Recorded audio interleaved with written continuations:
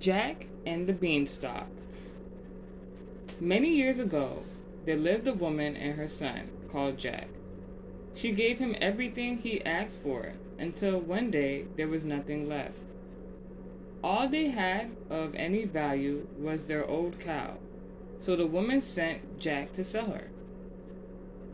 He hadn't gotten very far when he met a strange little man. "Where are you going with that cow?" he asked. "To the market," said Jack. "No need," said the man.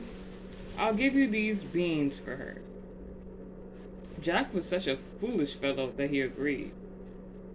1, 2, 3, 4, 5 beans. The stranger counted out, and Jack ran home to tell his mother. But his mother wasn't pleased at all. "You good-for-nothing boy," she shouted and threw Jack's beans out of the window.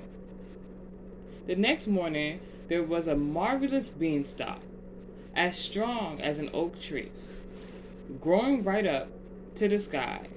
Without a thought, Jack climbed up and found himself in another country. He found a giant castle and persuaded the giant's wife to feed him. But then he heard heavy footsteps and a loud saying, "Fee, fi, fo, fum. I smell the blood of an Englishman." "Quick, hide in the oven," said the giant's wife. The giant looked around, but didn't see Jack. So he sat down to eat his huge meal. Then he called for his pet hen. From his hiding place, Jack could see that the hen laid an egg of solid gold every time the giant asked her to. Soon the giant fell asleep, and Jack rushed out and grabbed the hen. He escaped down the beanstalk before the giant woke up. Jack's mother was very relieved to see him, and they lived well by selling the golden eggs. But the beanstalk was still there, tempting Jack. Then one day, without telling his mother, Jack climbed the huge beanstalk again. Everything happened as before. The giant roared, "Fee, fi, fo, fum. I smell the blood of an Englishman." This time, Jack hid in the cupboard, and again the giant couldn't find Jack.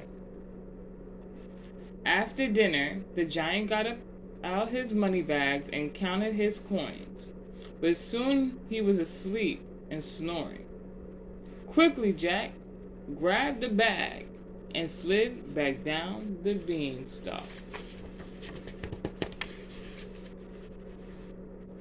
3 years later, Jack climbed the beanstalk again.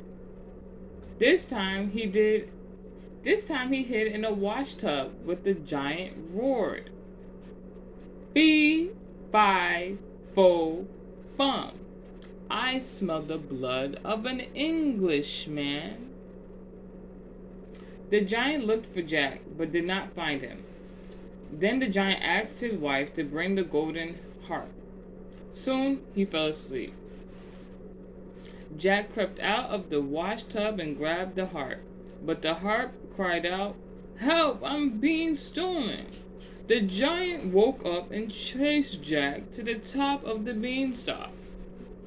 But Jack was lighter than the giant and reached the bottom quickly. He flung down the harp and grabbed an axe to chop the beanstalk, and it crashed down. And that was the end of the giant. It was also the end of Jack's adventures.